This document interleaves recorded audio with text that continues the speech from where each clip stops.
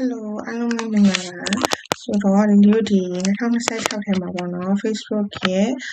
Meta ကနေ platform upgrade တွေဖြစ်သွားတဲ့အလျောက်ပေါ့နော်Facebook သုံးတဲ့အခါမှာဒီ business page တွေလုပ်ငန်းရဲ့ page တွေကနေပြီးတော့ post တွေတင်လာတယ် like တွေ share ဟိုရင်တော့ဆိုရင်တော့ post တစ်ခုတင်လိုက်တာနဲ့ like တွေ share တက်လာတယ်ပေါ့နော် follower ရှိသလောက်သူ့ဟာသူလေးတက်တယ်ဒါပေမဲ့အခုနောက်ပိုင်းမှာကိုတင်လိုက်တဲ့ post ကဒီကိုကအပြင်ကိုရကိုမိသားစုရဲ့အပြင်ကြည့်ရသူမရှိဘူးလို့မျိုးလောက်ထိကို reach တွေအရန်ထိုးကျသွားတာပေါ့နော်ဒီကအားလုံးလည်းကြုံနေရတဲ့အခက်အခဲတစ်ခုလိုလည်းလေးတွေ့နေရတဲ့ group တွေထဲမှာလေဆိုတော့အဲ့ဟာလေးနဲ့ပတ်သက်ပြီးတော့ဘာဖြစ်သွားတာလဲအဲ့ဟာကိုဘယ်လိုဖြေရှင်းရမလဲဆိုတာကို share လုပ်ပေးချင်ပါတယ်အဓိက page တွေကနေ quality ကျသွားတာ performance ညံ့သွားတာ content တွေမကောင်းတော့တာမဟုတ်ဘူးပေါ့နော်Facebook ရဲ့ဒီ algorithm ကပြောင်းသွားတယ်ဘယ်လိုပြောင်းသွားလဲဆိုတော့ဒီ page တွေကသူ့ရဲ့ audience သူ့ရဲ့စာဖတ်တဲ့သူရဲ့ page က audience တကယ်ရင်းနှီးလားပေါ့နော်အဲ့အချက်ကိုပဲအဓိကထားပြီးသူကကြည့်ရောတာဆိုတော့ဒီနေ့ဗီဒီယိုမှာက reach တွေဘာကြောင့်ဒီရန်ထိုးကျသွားတာလဲဆိုတော့အကြောင်းအရင်းကိုလေးရှင်းပြပေးမယ်ပြီးတော့အဲ့ဟာကို technically ပေါ့နော်ဘယ်လိုမျိုးပြန်ပြီးတော့အဲ့ page ကိုပြန်ကဲတင်မလဲဆိုတဲ့အကြောင်းကို strategy 3ခုနဲ့လေး share လုပ်ပေးသွားမှာဖြစ်ပါတယ်So okay number 1အနေနဲ့အရင်ဆုံးပေါ့ဒီ Facebook ရဲ့ Meta ရဲ့ algorithm အသစ်ကိုSo okay number 1အနေနဲ့အရင်ဆုံးပေါ့ဒီ Facebook ရဲ့ Meta ရဲ့ algorithm အသစ်ကိုအရင်ဒီ code လုပ်ကြည့်မယ်ပေါ့နော်ဆိုအရင်တော့ကိုယ့်ရဲ့ page မှာကိုယ့်ရဲ့ page ကိုလာကြည့်ရ post ကိုဖတ်သွားရ like ပေးသွားရဆိုရင်okay ပေါ့ဒီ page က engagement ရှိနေရပေါ့တက်နေရပေါ့ reach တွေမြင်နေဆိုရင် reach ရဲ့အဓိကဟာမြင်နေပေါ့နော်ဒီ post ကိုလူတယောက်ကမြင်နေဆိုလူရ reach တစ်ခုနဲ့ reach 1နဲ့တွက်ပေးလိုက်တာပေါ့ဆိုတော့အခုနောက်ပိုင်းမှာဒီ2026 January ကနေစပြီးတော့ဒီကိစ္စကမဖြစ်လာတော့ဘူးဆိုတော့ I post ကို reach မြင်နေဆိုတိုင်းလည်းဒီ Facebook algorithm အရာဒီ post ရဲ့ဒီ page ရဲ့ engagement ကမတက်လာတော့ဘူးဘာလို့လဲဆိုတော့ तू ကနောက်ပိုင်းဒီတိုင်းကြည့်အောင်ကြည့်ရဒီ page ထဲဝင်ပြီးတော့ profile visit လုပ်တာနဲ့တင်ကို तू ကscore ပေါ့နော်အမှတ်တွေပေးရမှာမဟုတ်တော့ဘဲနဲ့ဒီ page ရဲ့ post ရဲ့အောက်မှာဒီ social connection ဘယ်လောက်ထိဖန်တီးနိုင်လဲဆိုတော့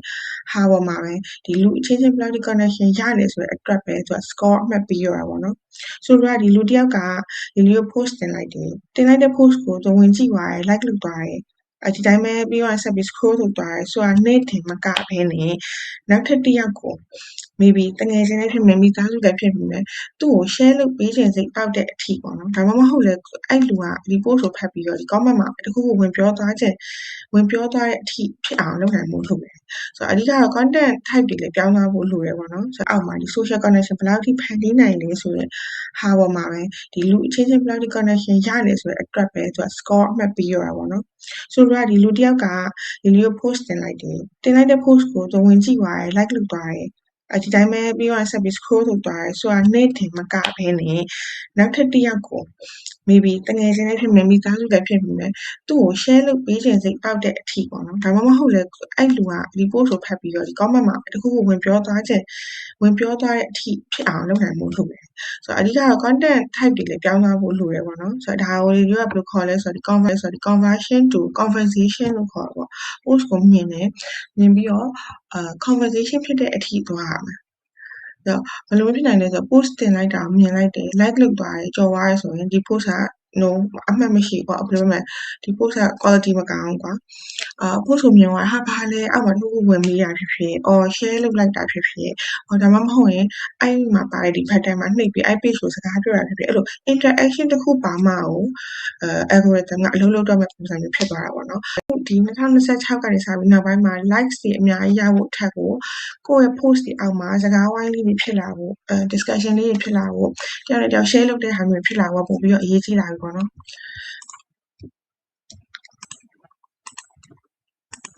Okay so algorithm ဘယ်လိုလုပ်လဲဆိုတာသိပြီဆိုတော့နံပါတ်2အနေနဲ့ဒီဟာကိုဘယ်လို tackle လုပ်မလဲပေါ့နော်ဒီ technically ဘယ်လိုမျိုးဒီ reach တွေကိုပြန်ပွင့်အောင်လက်တွေ့လုပ်မလဲဆိုတဲ့အချက်ကိုရှင်းပြပေးမယ်ဆို step number 1ကpost ဒီတင်တဲ့အခါကိုက content တစ်ပုဒ်ကို create လုပ်တဲ့အခါမှာ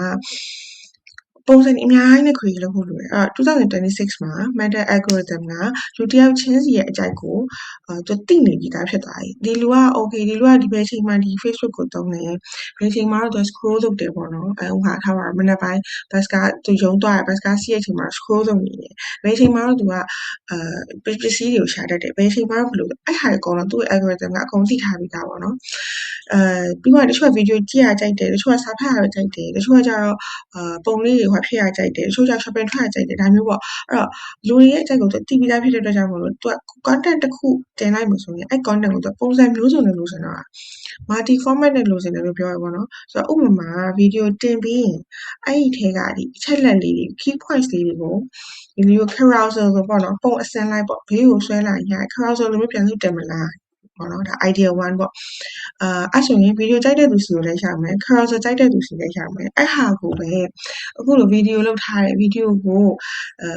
video ရဲ့ဒီ transcription ပေါ့နော်စကားပြောရတဲ့စာတွေအကုန်လုံးကိုပြန်ထုတ်ပြီးတော့စာအနေနဲ့တင်မလား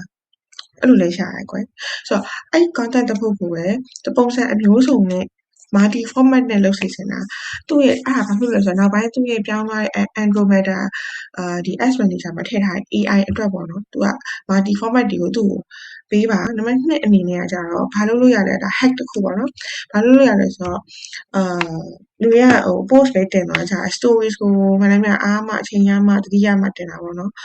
တကယ်လို့တင်တာကကိုယ့်ရဲ့ page မှာ reach ကျနေပြီဆိုရင် story ကနေပြန်ဆွဲတင်လို့ရတယ်ဆိုတော့ဘယ်လိုလုပ်ရလဲ story မှာဒီ post တွေတင်မယ်ပေါ့နော်yes or no မေးခွန်းလေးတွေstory မှာဒီတိုင်းပဲမေးခွန်းလေးတစ်ခုမေးလိုက်ပြီးတော့ဒါဘယ်လိုလဲ okay လား yes or no sticker လေးနဲ့တုံးတာမျိုးဒါပေမဲ့ question and answer တုံးပြီးတော့သူတို့ကိုတစ်ခုခုနှိပ်ခိုင်းလိုက်တာမျိုးပေါ့နော် Instagram မှာတွေ့ဘူးလားမသိဒီနှိပ်ဘေးကို swipe for more ဆိုပြီးအပေါ်လှမ်းပေါ်နှိပ်လိုက်တဲ့ခါကျရင် link ကိုရောက်သွားမျိုးရှိပေါ့နော်ဆိုအဲ့လိုနှိပ်လိုက်တာနဲ့ Meta က detect လုပ်တယ်သူကသိတယ်ဒီလူကဒီ page နဲ့ရင်းနှီးရပဲဒီ page ဟာဝင်ကြည့်ရပဲဒီကနေပြီးတော့နောက်ထပ် step တစ်ခုသူသွားတာပဲဆိုပြီးတော့သူကလှမ်းပြီးတော့သူ detect လုပ်လိုက်တယ်မှတ်လိုက်တယ်မှတ်ပြီးသွားရင်နောက်တစ်ခါဒီ page ကနေ post တစ်ခုထပ်တယ်အဲ့ဆိုတော့ interact လုပ်ခဲ့သူရဲ့ feed မှာအရင်ဆုံးသွားပြီးပြပေးတယ်ပေါ့နော်ဆိုတော့အဲ့လိုမျိုးအလုပ်လုပ်တဲ့အတွက်ကြောင့်မို့လို့story ကိုအားစိုက်ပြီးတော့လုပ်တဲ့အချိန်ရောက်လာပါပြီ step number 3အနေနဲ့က intent ရှိရဲ့ engagement ရှိဖို့ဆိုရင် intent ဆိုတာကြပါလို့စိတ်ထဲမှာစိတ်ပါဝင်စားဆိုတာနဲ့လုပ်တဲ့ engagement ပေါ့နော်ဆိုတော့ဒါကအရေးကြီးဆုံးပေါ့လူတွေက okay ကိုရဲ့ post တစ်ခုတင်လိုက်တယ် post ကအဆင်ပြေရဲ့မေးစင်စရာကောင်းတယ်စိတ်ဝင်စားစရာကောင်းတဲ့အတွက်ကြောင့်မို့လို့ဒီ audience တွေက comment လာရေးတဲ့အခါကျရင်ကိုယ့်ဘက်ကနေကျေးဇူးပါဟုတ်ပါတယ်ရှင်emoji တင်မလို့တောင်းတကြီးပေါ့နော်စက်ရုပ်ကြီးတစ်ယောက်လိုစက်ရုပ်ကြီးတစ်ခုလိုမျိုးပြန်မဖြေနဲ့ပြန်လုံးဝပြန်မဖြေပါနဲ့เนาะဆိုတော့သူတို့ကတစ်ခုခုလာပြောလိုက်ရင်တော့မှပဲကိုက okay ပါဒီ product တစ်ခုမှာဘယ်ဟာလေးပိုကြိုက်တာလဲမဖြစ်တဲ့နေနဲ့မိကုန်းလေးနဲ့ပြန်မေးပါ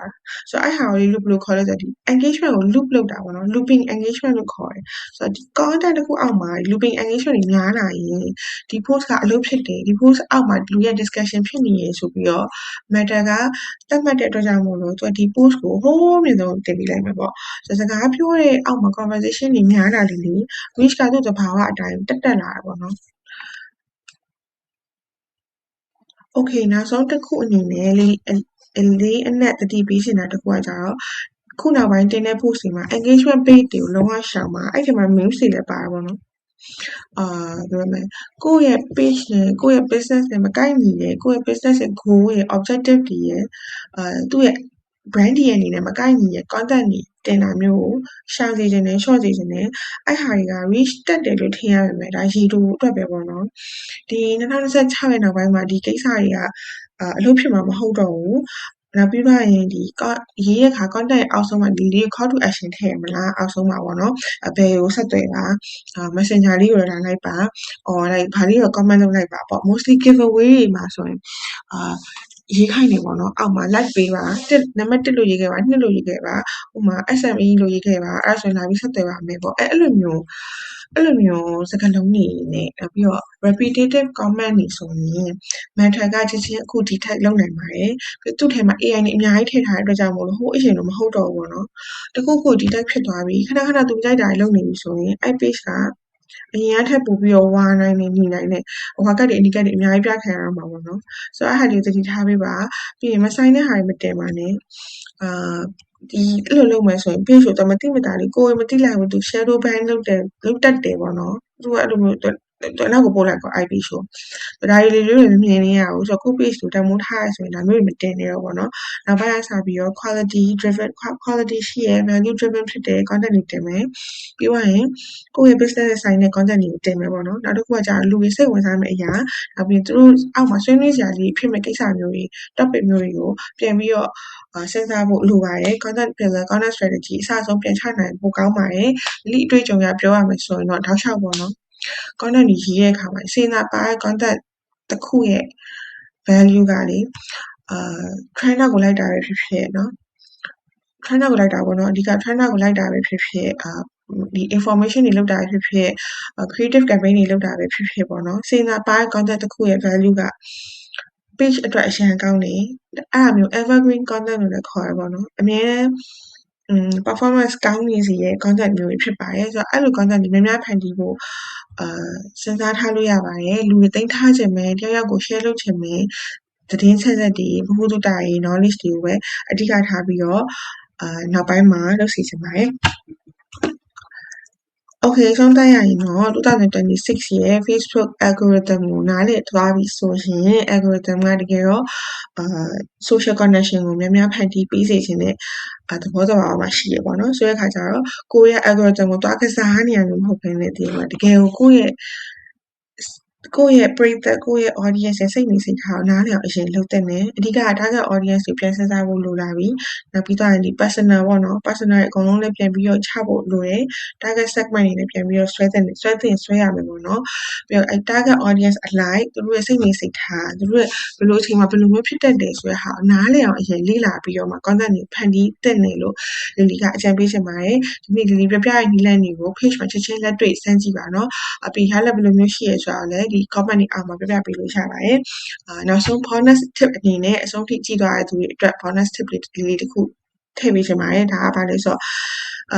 အဲ့ဟာကတော့ဒီ reels ပေါ့နော်5 to 10 second reels တစ်ခုကိုထိတ်ဆုံးမှာမေးခွန်းတစ်ခုနဲ့စပြီးတော့လုပ်ပါပြီးမှတစ်ပတ်ကို2ခုတင်ပါအဲ့ reels ကိုပဲနောက်တစ်ရက်မှာ reels ကိုတင်ပြီးနောက်24နာရီပြည့်ခါကျအဲ့ reels ကိုပဲ story ဖြစ်နေပြန်တင်ပါအဲ့ဟာကိုတစ်ပတ်9ရက်တိတိလုပ်ကြည့်ရင် reels ကအနည်းဆုံး50% to 70% ထိတက်သွားတယ်ဆိုတာကိုတွေ့ခဲ့ရပေါ့နော်ဆိုတော့အဲ့ဟာလေးကို try ကြည့်ပြီးလို့တကယ်လို့လုပ်ဖြစ်တယ်ဆိုရင်လည်းဒီလိုတစ်ချက်လောက်ပြန်ပြီးတော့ပြောပြပါအောင်နောက်ထပ်အသစ်တွေပေါ့နော်တက်တီစားဒီ platform updates တွေတခြား social media platform တွေနဲ့ပတ်သက်ပြီးလေ့လာခြင်းတည်ချင်တယ်ဆိုရင်ဒီလေးရဲ့ channel TikTok Facebook page အားလုံးမှာလည်းရှိနေပါတယ်ဆိုတော့thank you ပါအားလုံးပဲအောင်မြင်တဲ့ brand တစ်ခုကိုတည်ဆောက်နိုင်ကြပါစေလို့ဆုတောင်းပေးလိုက်ပါတယ်